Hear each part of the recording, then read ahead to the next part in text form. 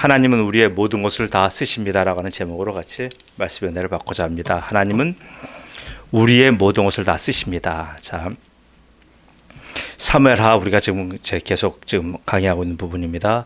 13장부터 20장까지는요. 다윗에게 다가온 아주 연속적인 시련을 지금 기술하고 있어요. 그 시련 중에서 특별히 15장부터 지금 있는 18장까지는요. 맏아들과 아버지의 싸움이에요. 참 이거 참 뭐라고 말하겠습니까? 장자 압살롬의 반역 사건에 대한 아주 상세한 기록입니다. 이스라엘 역사 최고의 용장이 다윗이잖아요. 전쟁만 하면 승리하는 다윗에게도 이런 처절한 수모와 시련이 따라다녔습니다. 이런 사실은 사실 우리 인생에게 많은 교훈을 주고 있습니다. 곧 보세요. 다윗 같은 용사 우리가 얼마나 부러워합니까? 얼마나 다윗의 믿음을 우리가 그렇게 본받고 싶습니까? 그러나 그런 용사와 그런 지혜자라고 다 인생에서 늘 승리하는 것은 아니라는 점이에요. 그렇지 않습니까? 다른 말로 뛰어난 인생이라고 해서 인생에서 꼭 행복한 것만은 아니라는 얘기예요. 자, 그 말씀이 전도서 9장 11절에 이렇게 나와 있어요. 들어보세요. 내가 다시 해 아래에서 보니 빠른 경주자들이라고, 운동선수 빠른 경주자들이라고 선착하는 것이 아니며, 용사들이라고 전쟁에 승리하는 것이 아니며, 지혜자들이라고 음식물을 얻는 것도 아니며, 명철자들이라고 재물을 얻는 것도 아니며, 지식인들이라고 은총을 입는 것이 아니니 이는 시기와 기회는 그들 모두에게 임함이니라. 자, 이 말씀 보시면, 자, 인생에서 보세요. 얼마나 인생이 공평합니까? 모든 인생들은요, 사실 우리가 불공평하다고 생각하지만 인생은 공평한 거예요. 인생들은 자신에 대해서 어떻게 생각합니까? 용사도 되고 싶고요. 경주자가 되고 탁월한 경주자도 되고 싶고요.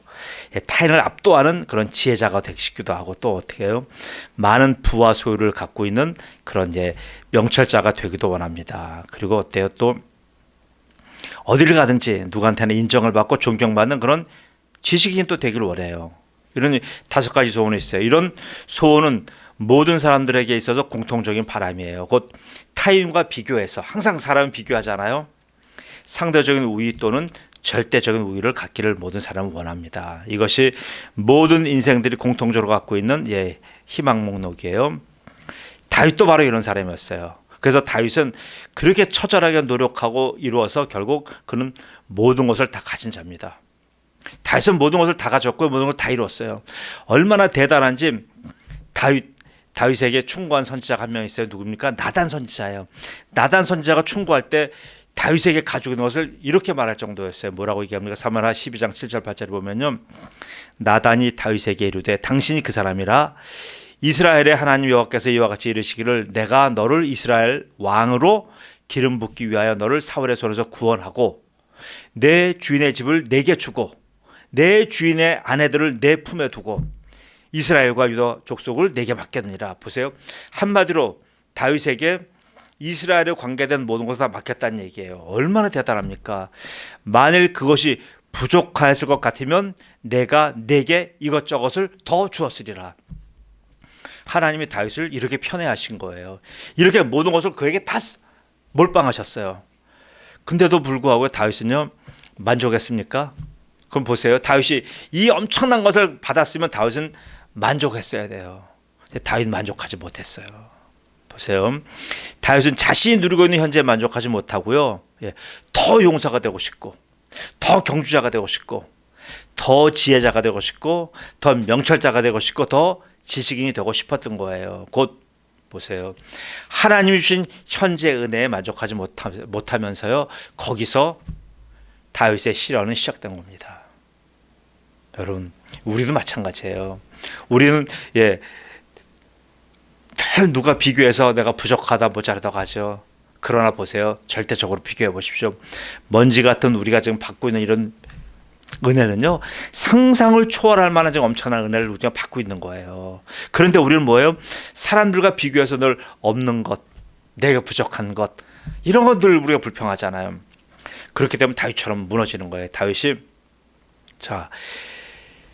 모든 인생들에게 하나님은 그러면 복을 동일하게 나눠줘요. 우리는 차별적으로 나눠준다고 생각할 거예요. 이종우 씨한테는 더 엄청난 걸 줬지만 우리한테는 이렇게 부족한 걸 줬고, 예, 정의선 씨한테는 어마어마한 걸 줬죠. 우린 이렇게 보잖아요. 아니에요. 하나님은요, 분복이란 건 뭐냐면요, 복을 나눠주는 데다 그 사람에게 맞는 동일하고 동등한 가치를 하나님은 다 나눠주신 거예요. 그걸 분복이라고 얘기해요. 자, 전도서 5장 18절에 이렇게 얘기합니다. 사람이 하나님께서 그에게 주신 바 그 일평생에 먹고 마시며, 일평생에 먹고 안 마시는 사람은 어디 있어요? 아무리 아픈 사람도, 아무리 병원 다니는 분도 먹고 마시잖아요. 해 아래에서 하는 모든 수고 중에서 낙을 보면 즐거움을 보는 것이 선하고, 다 먹고 마시고 즐거운 거 다 좋아하잖아요. 선하고 아름다움을 내가 보았나니 그것이 그의 몫이로다. 그의 분복이라 이거예요. 우리가 이런 누린 일상의 복이 누구나 다 있어요. 또한 어떤 사람에게든지 하나님이 재물과 부여를 그에게 주사 능히 누리게 하시며, 여러분 안 누리셨습니까? 다 누리고 있어요. 제 몫을 받아 수고함으로 즐거워하게 하신 것은 바로 하나님의 선물이라. 이렇게 하나님의 선물을 우리가 지금 받고 있는 거예요. 받고 있는데 우리는 늘 비교하다 보니까 불만이 많은 거예요. 하나님 모든 인생들에게 그에게 맞추어서 분복, 맞는 복이에요. 곧 인생의 몫을 선물로 주시는 겁니다. 그래서 복된 인생은 이렇게 하나님이 자신에게 주신 복의 경계를 아는 거예요. 그거 알아야 돼요. 그거 알지 못하니까 젊어서 자꾸만 어려서 준 자기 부인에게 만족하지 못하고 자꾸 다른 여자에게 눈 돌리는 분이 뭐예요? 이 경계를 벗어나는 거예요. 이 경계를 뛰어넘는 자들은요, 결국 인생을요, 엄청난 시련 속에서 살게 돼요. 내가 한 달에 월급 300만 원 받는다. 그럼 그 나한테 주신 분복이에요. 그런 사람이 갑자기 로또를 사고, 갑자기 강원도 정선 사북을 가고 그래 봐봐요. 형편없는 삶이 되잖아요. 거기서 무너지는 겁니다. 전도서 5장 7절에 이렇게 말씀합니다. 이런 사람이 왜 이렇게 되느냐, 왜 망가지느냐? 꿈이 많아서 그렇다는 얘기예요. 꿈이 많으면 헛된 일들이 많아지고, 이 말이 많아도 그러하니 오직 너는 하나님을 경외할지니라. 전도서 5장 7절 말씀이에요. 이 말씀 뭡니까? 꿈이랑 부자가 되고 싶다, 성공하고 싶다, 대통령 되고 싶다, 이런 꿈이라고 하는 멋진 언어로 포장한 욕망을 키워가는 자들은 결국 헛된 일을 만나게 된다, 이런 의미예요. 헛된 일은 한 번에 들이마시는 숨 들숨과 내쉬는 날숨 같은 짧은 인생을 말하는 겁니다. 그렇게 짧고 연약한 인생인데도 그 인생을 하나님으로 만족하지 못해요. 그리고 또 하나님이 주신 것으로도 만족하지 못해요. 그러니까 전도서에서는 그런 걸 헛된 일이라 그러는 거예요. 헛된 일, 헤벨. 한 번 숨 쉬는 것밖에 안 되는 인생이 뭐가 그렇게 불만이 많느냐, 이런 의미예요. 이는 세상 사람만 그런 게 아니에요. 여러분, 우리가 예수 믿는 우리 하나님의 사람들도 예외가 아니에요. 하나님의 사람이라고 해서 우리가 세상으로부터 초탈합니까? 초연합니까? 우리가 세상의 정욕으로부터 우리가 아주 안연합니까? 아니에요. 하나님의 사람이라고 해서요, 이런 세상 사람들이 그런 받는 유혹 없는 거 아니에요. 오히려 하나님의 사람들은 우리에게요, 저런 유혹이 더 오는 거예요. 왜 그렇습니까? 사탄이 우리를 그냥 놔두지 않기 때문에 그래요. 사탄이 하나님의 사람을 건드리는 게 사탄이지 세상 사람 안 건드려요. 사탄이 하나님의 사람을 건들지 않으면 그 사탄은 뭐가 됩니까? 사탄과 악한 영 귀신들은 직무유기가 되는 거예요. 그래서 사탄은 정말 최선을 다해서 하나님의 사람을 한 명 한 명 쓰러뜨려 가는 겁니다. 그러면 이럴 때 하나님의 사람이 어떻게 해야 됩니까? 어떻게 해야 저런 사탄의 괴계에 걸려 넘어가지 않게 되는 겁니까? 시련의 원인, 이런 시련의 원인을 나단 선지자는 다윗에게 얘기할 때 이렇게 얘기하고 있어요. 자, 그 두 가지 한번 이유를 보고 우리가 그러면 이것을 하나님이 어떻게 사용하시는 걸 한번 볼게요. 자, 다윗이 지금 시련받은 원인 두 가지가 있어요. 두 가지를 다윗은 몰라요. 모르는데 누가 지적했냐면 나단 선지자가 지적한 거예요.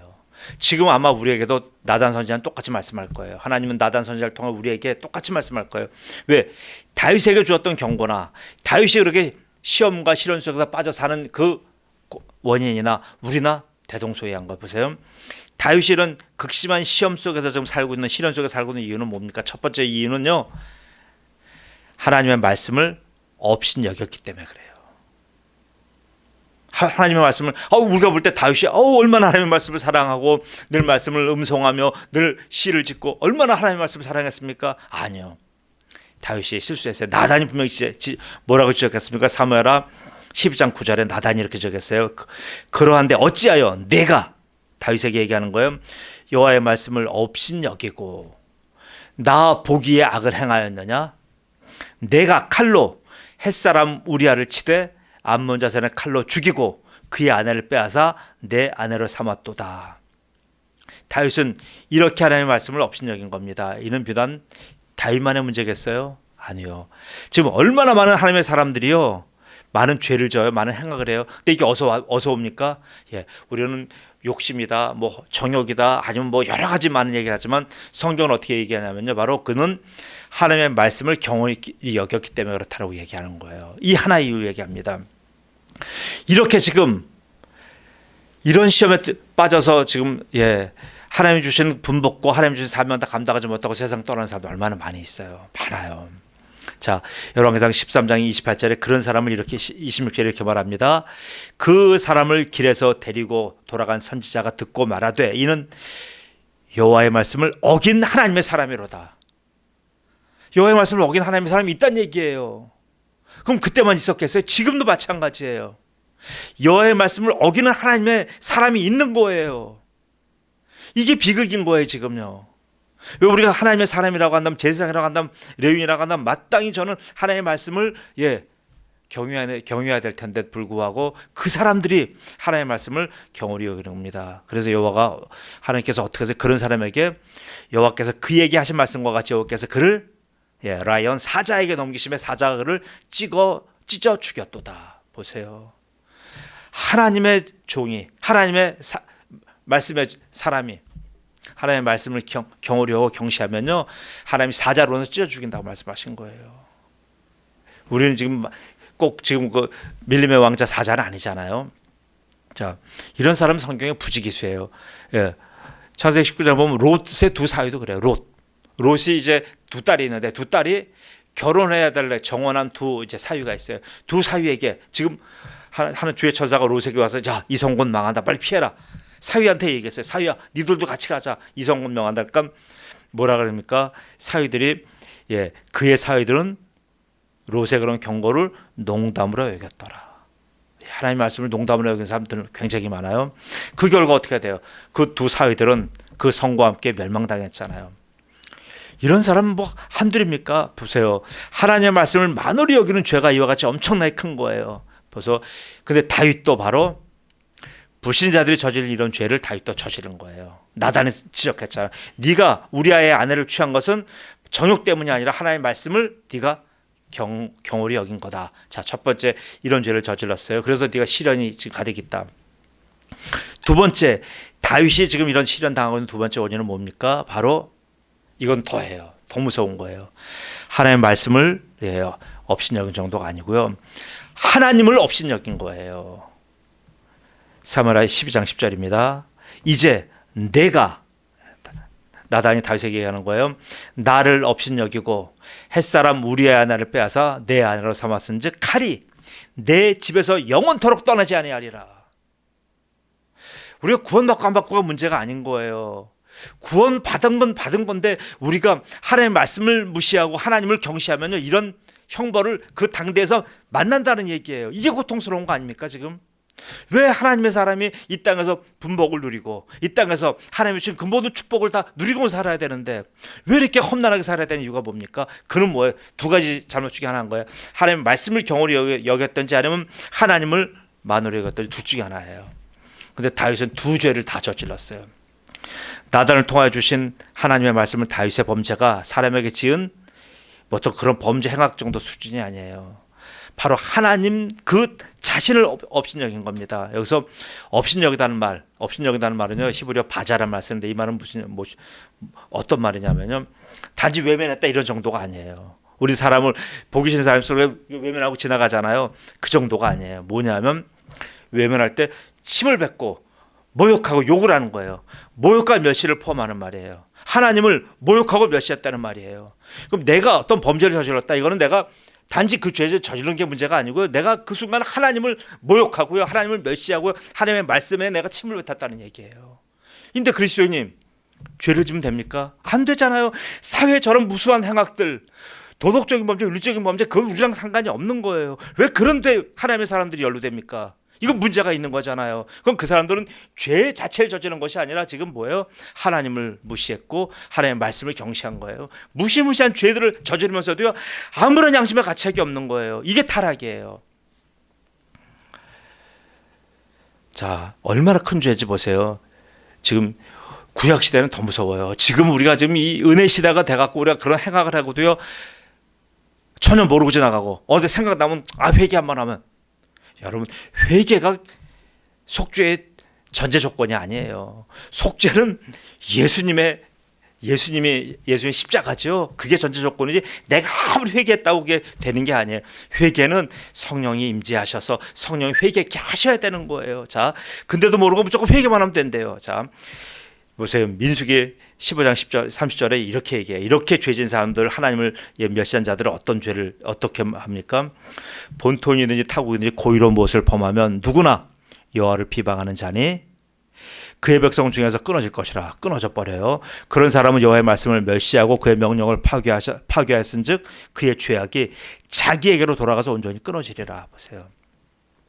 하나님을 부인하고 하나님의 이름을 더럽히는 자는 저렇게 끊기거나 아니면 말라기서 2장 9절 말씀처럼 멸시와 천대받는 삶을 살게 돼요. 무섭잖아요. 아니, 우리가 밤낮 구원받는 거가 목적인 것 같이 여기고 삶에 대해서는 별로 우리가 중시하지 않아요. 아니요. 우리가 구원받은 백성은요, 이 땅의 삶에 있어서도요, 풍족해요. 풍요로워요. 그리고 구원받았다는 증거가 다 나타나는 거예요. 근데 우리가 이걸 이원화시켜 버리니까요, 나는 구원받아서, 하지만 나는 이 땅에서 자기가 하고 싶은 대로 다 하고 정욕대로 살아요. 자, 말라기 2장 9절에 이런 말씀이 있어요. 너희가 내 길을 지키지 아니하고 율법을 행할 때에 사람에게 치우치게 하였으므로 나도 너희로 하여금 하나님의 모든 백성 앞에서 멸시와 천대를 당하게 하였느니라. 보세요.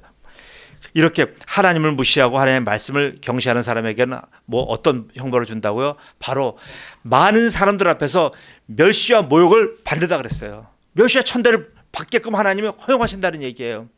지금 오늘의 본문 말씀이 그거예요. 자, 오늘 서론이 길었어요. 다윗이 바로 이 경우에 해당되는 겁니다. 왜냐하면 다윗의 받은 구원은 결코 그의 범죄와 상관없이 취소되지 않아요. 우리가 어떤 죄를 저질렀다 할지라도 우리 구원받은 건 취소되지 않아요. 그러나 문제는 뭐냐면 우리의 삶에서요, 죄값은 치러야 돼요. 죄는 용서받고요, 구원은 받았지만 그 죄에 대한 형벌은 여기서 우리 치러야 돼요. 이게 무서운 거예요. 우리가 보세요. 우리가 남한테 해악을 끼쳤어요. 가서 빌면은 용서는 받아요. 그러나 법정에 가서 그 죄에 대한 형벌은 내가 치러야 되는 거예요. 아니, 나는 하나님의 사람이니까 나는 하늘나라에서 받을 거야. 난 이 땅에서 안 받아. 그게 됩니까? 안 되는 거예요. 죄진 건 죄에 대한 형벌을 반드시 치러야 돼요. 왜 그렇게 살아야 됩니까? 이게 너무너무 고통스러운 거예요. 다윗은 압살롬의 저 반역에서 자신이 하나님의 말씀을 무시했고 하나님을 업신여긴 자신의 죄를 발견한 거예요. 곧 저는 저 반역한 압살롬이 저 나쁜 놈 이걸 발견한 게 아니고 그 뒤에 좌정하고 계시는 하나님의 얼굴을 본 거예요. 그래서 다윗은 압살롬에게 일체 대항하지 않은 이유가 여기 있어요. 아니, 힘으로 누르면 그 압살롬 하나 못 이기겠어요? 요압 장군과 3인 대장들이 자기들 줄줄이 질비하게 했는데 얼마나 맹장들이 그 밑에 다 있는데 저 압살롬 저거 하나 못 쳐요? 아니요. 그것 때문에 피한 게 아니고요. 바로 자기가 하나님을 업신여긴 죄, 하나님의 말씀을 경히 여긴 죄를 발견했기 때문에 자기가 이 모든 것을 감수한 거예요. 그 모습이 오늘 본문에 나와 있는 30절 말씀이에요. 다윗이 감난산길로 올라갈 때에 그의 머리를 그가 가리고 머리를 막 풀어서 가린 거예요. 귀신 산발하듯이 맨발로 울며 가고 그와 함께 가는 모든 백성들도 각각 자기의 머리를 가리고 울며 올라가니라. 보세요. 이렇게 도망갔어요. 자, 그럼 뭘 보세요. 그렇게 울면서 감람산을 올라간 겁니다. 보세요. 이게 도망가는 장면이에요? 이건 도망가는 장면이 아니에요. 도망간다고 한다면요, 그런 거 풀어헤치지 말고 최대한 몸을 가볍게 해서요, 최대한 빨리 도망가고 최대한 마차를 타거나 말을 타고 도망가야 돼요. 근데 이건 도망가는 게 아니잖아요. 이건 뭡니까? 지금 이 모습은요, 넋이 나간 사람이잖아요. 이건 뭐냐면요, 이 모습은 하나님 앞에 처절하게 지금 회개하는 자의 모습인 거예요. 다윗은 지금 뭐 감람산을 올라가면서요. 지금 기드론 그 강을 건너가면서요. 지금 뭐예요? 이렇게 처절하게 회개하면서 지금 걷고 있는 거예요. 저 모습은 자신의 죄를 회개하는 자의 전형적인 모습인 거예요. 욥도 이렇게 회개했고요. 베드로도 이렇게 회개했습니다. 압살롬의 반역 사건은 이렇게 다윗에게 자기 삶을 다시 돌아볼 수 있는 기회를 주신 거예요. 곧 총을 쏠 때 총이 가늠자가 안 맞으면 크리크 조종을 합니다. 0점 조종이에요. 그게 0점 조종의 기회를 하나님이 다시 주신 거예요. 죄가 이렇게 무서운 거예요. 죄는 사람과의 관계도 엉망으로 만들지만 더 근본적인 문제는 아까 말씀드렸다시피 하나님과의 관계를 부숴버리는 거예요. 그래서 다윗은 자신의 죄를 이스라엘 전체 회중의 죄로 다 여기고 그렇게 회개한 거예요. 지금 여기 다윗과 그 궁중에 있는 모든 사람들 다 풀어헤치고 맨발로 울면서 간 건 뭐예요? 그 이스라엘 모든 백성의 죄를 같이 회개하는 회개 행렬인 거예요. 왕이 이렇게 남의 부인을 아무렇지도 않게 취한다고 한다면요, 그 시대의 사회 미풍 양속은 이미 없어졌다는 거예요. 그 사회 풍습이 이렇게 음란하고 이렇게 힘으로 가진 사람들이 뺏고 뺏기는 이런 세상이 됐다는 거예요. 다윗의 죄는 이렇게 이스라엘 백성들의 모든 죄를 대표한 죄인 거예요. 감람산을 올라가면서 회개하고요. 기드론 시내를 건너가면서 그 죄를 회개합니다. 그리고는 그 죄의 형벌을 받아요. 어떻게 받아요?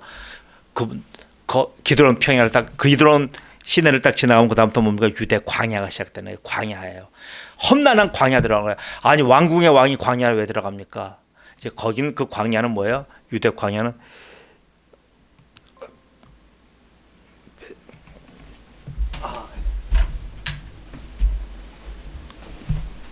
배터리 전원이 부족합니다. 나와가지고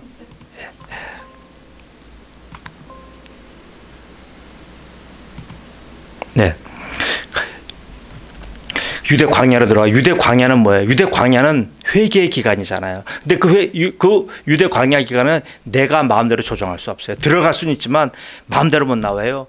나올 때는 하나님의 정하신 기간, 하나님의 주권에 달려 있는 거예요. 이게요. 그래서 그 회개하는 다윗과 그의 백성에게 하나님은 그렇게 처절하게 회개하는 그들에게 있어서 응답 주셔요. 두 가지 응답 주셨어요. 자, 뭡니까? 하나는 사독과 아비아달 대제사장을 보내준 거예요. 대제사장을 보내줬는데 그들을 어떻게 해요? 예루살렘 성소에 다윗이 그대로 있게, 너희는 가, 따라오지 마. 예루살렘 성소에서 너희 성소 지켜. 자, 왜요? 왜 그렇습니까? 이것은 바로 그 대제사장을 통하여 하나님과의 관계의 끈을 계속 붙들고 있었던 거예요. 다윗은 지금 자신은 범죄했지만 바로 하나님의 신탁을 누군가는 받아와야 될 거 아니에요. 하나님께 자신들의 기도를 누군가는 올려드려야 될 거 아니에요. 대제사장을 성소에 뒀어요. 자, 그리고 또 하나의 기도 제목이 이루어집니다. 회개하니까 하나님이 들어주신 게 뭐냐면 갑자기 자기 친구가 하나 나타나요. 그 친구의 이름은 오늘 본문에 나온 후세라는 친구예요. 후세라는 친구가 막 울면서 다가오는 거예요. 이게 어찌된 일인가. 친구니까. 그는 후세라는 친구는 다윗을 배반하지 않아요. 아이도벨처럼 압살롬 편에 서서 다윗을 공격하지도 않아요. 도리어 다윗 편에 서서 다윗의 얘기를 듣고, 그러니까 다윗이 얘기합니다. 나를 도와주러 왔다고 한다면 너는 압살롬 진영에 들어가라. 압살롬 진영에 들어가서 거짓으로 항복하고 거기에서 일어나는 모든 일을 내게는 알리지 말고, 우리 인편이 안다니까 바로 사독과 지금 아까 있는 아비아달 대제사장 그 편에다 알려줘라. 이 얘기를 한 거예요. 그러니까 결국 가서 그 안에 있는 모든 정탐을 해달라는 얘기예요. 후세가 이렇게 위장항복을 한 거는, 위장항복을 한 것은 사실 어떻게 해요? 자신의 목숨을 걸지 않으면 안 되는 거잖아요. 들통나면 죽는 건데요. 만에 하나 들통나면 이건 끝나는 거잖아요. 그럼에도 후세는 다윗을 위하여 목숨을 건 충성을 다합니다. 후세가 이런 역할을 함으로 말미암아 압살롬을 무너뜨리고 다시 다윗이 왕이 오르는데 아주 결정적인 역할을 후세가 한 겁니다. 보세요.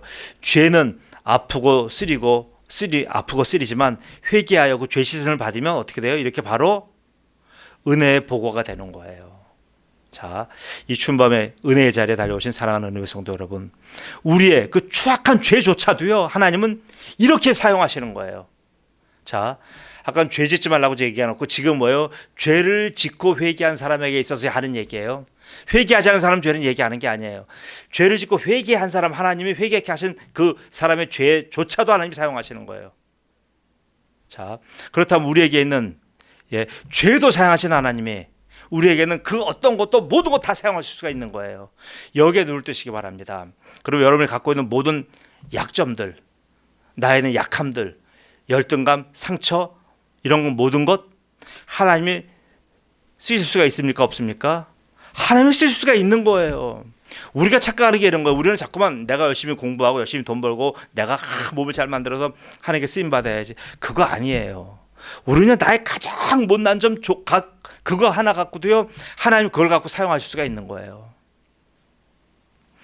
나의 그 추악한 죄도 다 사용하신 하나님께서 내게는 무엇을 사용하지 못하겠습니까? 다 사용하시는 거예요. 그러므로 내 기준에서 자꾸 내 거울의 기준에 맞춰서 내 약점, 내 장애 이런 거 갖고요 자꾸 자기를 보고요 미리 자기를 디스하거나 자기를 자꾸 미리 포기할 필요가 없다는 거예요. 그 어떤 것이라도 다 하나님의 영광의 도로 사용될 수가 있습니다. 여기에 눈을 뜨시기 바랍니다. 여러분이 사람들에게 자랑할 만하고 내놓을 만하고 뽐낼 만한 것들 있잖아요. 하나님은 그런 것들만 사용하시는 거 아니에요. 우리 하나님은 그런 거 외면하셔요. 나의 가장 취약하고 가장 부끄러운 것조차도 하나님은 전부 다 하나님의 영광의 도구로 하나님이 사용하실 수가 있어요. 그래서 바울은 뭐라 그랬어요? 자기 자신을 죄인의 괴수라고 얘기했잖아요. 뭐예요? 이 말은 바울은 자신의 그 어떤 것조차도 바울 질병이 있었다고 하잖아요. 성격 보통 성격 아니에요. 얼마나 못나요? 자기의 은인 바나바를 내쫓았어요. 바나바랑 싸워갖고 결별했어요. 이게 보통 못된 성격이에요. 바나바가 바울을 다 이끌고 교계에 그걸 데뷔시킨 사람이에요. 자기의 어떻게 보면 신앙의 아버지예요. 그 아버지하고 싸워서 결별한 사람이에요. 얼마나 성격 못됐습니까? 우월감은 얼마나 또 대단해요. 자기 신념 꺾을 수 없잖아요. 이런 아주 고질적인 병조차도요. 어떻게 돼? 다 하나님께서 그걸 가지고 전부 다 그게 성화됐기 때문에 쓰신 게 아니고요. 그것도 다 하나님이 영광의 도로 사용하신 거예요. 곧 하나님은 우리의 모든 것, 우리의 추한 것, 잘난 것, 모지는 것 다 하나하나까지라도요 다 들어서 하나님께서는 하나님의 영광을 사용하시는 겁니다. 그러므로 여러분의 장애, 약점, 상처, 열등감 제발 그런 거 뒤에 숨지 마세요. 그 비겁한 거예요. 나는 나이가 먹으니까 난 못해. 난 아프니까 안 돼. 나는 돈이 없으니까 자꾸 이렇게 숨으면 안 돼. 그 사람은요 제가 봐요. 젊은서부터 그런 사람들 많이 봐요. 친구들도 보면 지금까지 그래요. 지금까지 핑계대고 있어요. 몇십 년 동안. 그거 언제 쓰임 받을 거예요? 그렇게 살다 가겠다는 얘기예요. 아니 인생이 2번 삽니까? 3번 삽니까? 너무 억울하고 원통하지 않나요? 저는 원통해서 억울해서요. 저는 제 인생 아주 죽도록 고생하고 하더라도 제가 공부의 끈을 놓지 않은 이유가 여기 있어요. 왜요? 내가 지금 힘들지만 내가 돈이 없지만 내가 여기서 발버둥 쳐야 하나님께서 언제 내게 기회를 주실 거다라고 하는 그런 생각이 있잖아요. 그러니까 이렇게 못 먹고 못 살아도 그렇게 돈이 없어도 늘 책 사고 늘 그냥 도서관 살고 나름대로 노력한 거 아니에요. 보세요. 자꾸만 우리가요. 자기한테 너무나 가혹해요. 그래서 자기의 약한 것, 모지는 것, 취약한 것, 아쉬운 것 이런 거 보고 자꾸 미리 포기해요. 아니요. 그러나 하나님의 사람은 바로 이런 거를 품어야 돼요. 가장 품지 못하는 게 사실 자기 자신의 약점에 대해서 품지 못하는 거예요. 남한테는 품어주면 자기 자신한테 너무나 아니요. 이거 품어줘야 돼요. 어떤 기준에 내가 모자라서 화도 나는 것 있고 어떤 모습에 비해서 내가 추하게 짜증나는 그런 모습 분명히 있어요. 그러나 보세요. 이제 우리 그런 태도 더 이상 버려야 돼요. 왜요? 우리가 회개했잖아요. 회개했다는 건 회개했다는 건 내가 바로 그런 자세를 버렸다는 얘기예요. 아니 회개해놓고 왜 그걸 또 가져갑니까? 회개한 게 아니잖아요. 회개한 건 회개해서 다 버렸는데 그 버린 것을 내가 다시 주워와서 내 마음에 담으면 어떻게 돼요? 내 마음과 내 집을 다시 쓰레기장으로 가득 채우는 거예요. 저장 강박증에 걸린 겁니다. 그래서 디모데후서 4장 1절에서 5절 이런 말씀합니다. 그러나 성령이 밝히 말씀하시기를 후일에 어떤 사람들이 믿음에서 떠나 미혹하는 영과 세상이 그래요. 귀신의 가르침을 따르리라. 지금 세상이 그런 거잖아요. 자기 양심이 화인을 맞아서 외식함으로 거짓말하는 자들이라. 혼인을 금하고 어떤 음식을 먹지 말라고 할 터이나 음식물은 하나님이 지으신 바니 믿는 자들과 진리를 아는 자들이 어떻게 합니까? 감사함으로 받을 것이니라. 뭐예요? 음식물 문제가 아니잖아요. 내가 내 인생에 가장 취한 면조차도 약점조차도 감사함으로 받으라는 얘기예요. 아니 내가 나를 미워하면 어떡할 거예요? 내가 내 키가 이거밖에 안 됩니다라고 불평하면 어떡할 거예요? 그거 내가 감사함을 받아야 되는 거 아닙니까? 아니 키가 요만한 게 낫지. 그럼 키가 내가 2m 되고 매일같이 아프다. 뭐가 좋아요? 아니잖아요. 자, 근데도 우리는 감사함을 받지 않는 거예요. 하나님께서 지으신 모든 것이 선함에 감사함을 받으면 버릴 것이 없나니 하나님의 말씀과 기도로 거룩하여짐이라. 자, 곧 하나님이 허용하신 나의 모든 것은요 다 감사함으로 받아야 되는 덕목들이에요. 심지어는 나의 어두움조차도, 나의 그늘조차도요 다 감사함으로 받으면 그것으로 하나님의 영광을 다 쓰셔요. 아니 내가 죄졌던 것, 죄지고 회개한 것, 그것까지도 하나님의 영광을 해서 하나님은 쓰시는 분이신데 나의 약점을 왜 못 쓰겠습니까? 그러므로 내가 미리 나를 미워하고 평가하고 미리 내가 나 자신을 손절할 필요가 없어요. 그저 이렇게 부족한 자신을 긍정하고 그렇게 부족한 자신을 감사하며 하나님의 손에 올려드려야 돼요. 여러분 송명희 시인 알잖아요. 송명희 시인 한번 옛날 김명 목사님 친하시니까 통해서 가까이 드린 얘기가 있어요. 같이 밥 먹다 보면요, 밥 한 공기 먹으면 보통 사람 30분이면 그 사람 2시간이에요. 2시간인데 어떻게 돼요? 입에 들어가는 건 한 숟갈이면 나머지 20숟갈이면 나머지는 19숟갈은 다 흘려요. 근데도요, 그분 보세요. 나 가진 재물 없으나, 나 가진 재능 없으나 얼마나 하나님께 감사하고 삽니까? 얼마나 그 영혼 아름답습니까? 우리가 볼 땐 그런 사람하고 누가 밥 먹고 싶겠습니까? 그건 아니잖아요. 보세요. 하나님은 그런 분 쓰셔요. 그러면서 우리 하나님은요 그렇게 올려드리면 하나님께서 어떻게 돼요? 우리를 만들어 가시는 거예요. 올려드리지 않았기 때문에 하나님 안 받으셔요.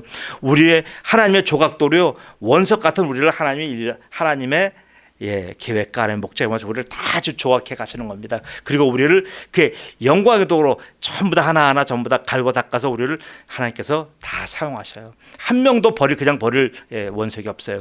그것을 오늘 다윗이 보여주고 있는 거예요. 저는 은혜의 성도 모두가 이렇게 하나님의 도구로 쓰임받기를 소원합니다. 그렇게 되므로 늘 천국의 삶이 천국에서만 이루어진 것 같이 지금 이 땅 살아가는 여기서도 지금 여러분의 삶의 현장에서는 펼쳐지기를 우리 구주 예수 그리스도의 이름으로 축복합니다. 아멘. 기도합니다. 아버지 하나님 은혜 감사합니다. 아버지 하나님 다윗이 큰 범죄를 저질렀는데 어떤 남의 집 부인을 뺏어온 것이 큰 죄가 아니라 바로 하나님의 말씀을 무시하고 하나님을 경홀히 여긴 큰 죄를 오늘 여기서 발견하고 그 죄를 처절하게 회개하였습니다. 아버지 하나님, 그런 다윗조차도 회개한 죄인을 사용하셨는데 아버지 하나님, 우리는 다윗과 같은 그런 죄도 저질러지 않았음에도 불구하고 자화상은 오히려 다윗보다 우리가 더 어둡습니다. 다윗은 저렇게 회개한 다윗은 자신의 처절한 죄를 다 버렸고 자기의 그 어두운 과거를 다 버렸고 두 번 다시 자기 마음속에 쓸어담지 않았는데 우리는 아버지 하나님, 죄 하나 허물 하나 우리의 장애 하나 연약하고 전부 다 우리의 집과 우리의 가슴속에 쓸어담고 있어서 늘 자기 자신을 스스로 공격하며 아버지 하나님 자기가 자기 자신을 스스로 죽여가고 있습니다. 그러다 보니 하나님께 쓰임받을 수 있는 기회를 놓치며 아버지 하나님 우리가 이렇게 너무나 힘들게 사는 것을 주님 앞에 고백합니다. 그러므로 이 밤에 오신 은혜빛교회 성도들은 아버지 하나님 이제 더 이상 이런 하나님의 우리를 향하신 크신 뜻을 알아서 모든 것을 자기의 인생에 관계된 모든 약점조차도 다 감사함으로 받아서 아버지 하나님께 올려드려서 하나님이 조각하시며 하나님이 우리를 성화시켜 나가시는 그 모든 과정에 순종하여 그렇게 이 땅에서 살아가는 인생이 늘 복되고 행복하도록 도와주옵소서. 이번 오신 성도들 한 분 한 분 축복하셔서 아버지 이 성도들의 기도 제목 들어주옵소서. 특별히 아버지 하나님 우리 조지호 성도님 하나님 붙들어 주시옵소서. 저 종을 복되게 하셔서 저 종의 기도 제목 다 들어주셔서 저 종을 통하여 하나님의 크고 위대하신 영광이 드러나기를 원합니다. 저 종의 약점까지도 하나님 쓰셔서 저희 약점이 이제는 하나님께서 선전하시며 하나님께서 선포하시며 하나님께서 전도하시는 위대한 도구가 되도록 하나님 종에게 건강함 주시고 새롭게 일상에 복귀하시는 축복 허락하옵소서. 그리고 아버지 오늘 귀한 딸 아버지 박준 집사님을 하나님 복되게 하신 것을 감사합니다. 이 딸을 지켜주셔서 이 딸을 통하여 아버지 하나님 일개 시골의 한 군에서도 애기 울음소리를 들어보지 못했고 일개 아버지 하나님 많은 동네들에서 아기 울음소리를 들어보지 못했는데 이렇게 작은 교회에서 아버지 하나님 아기 생명을 하나님 보게 하시고 듣게 하시는 하나님을 찬양합니다. 이런 귀한 생명의 어미의 역할을 감당하는 우리 박준 집사님을 복되게 하셔서 남은 과정 하나하나 성령이며 세밀하게 개입하여 주옵소서. 아버지 하나님 모든 과정을 주님께서 전부 다 세팅해 주시고 한 발 한 발 인도하셔서 하나님의 영광이 아버지 하나님 모든 과정과 모든 순간마다 역사하셔서 우리가 우리가 이 모든 일을 통하여 하나님의 영광을 보는 귀한 아버지 하나님 증인이 되도록 도와주옵소서. 돌아가시는 발걸음들 한 걸음나 축복하시옵소서. 특별히 먼 길 가시는 우리 박준 집사님 어머니 하나님 가는 길 오는 길 다 지켜주셔서 늘 하나님의 영광으로 저 종을 복되게 하여 주옵소서. 감사하며 예수님의 이름으로 기도드리옵나이다. 아멘.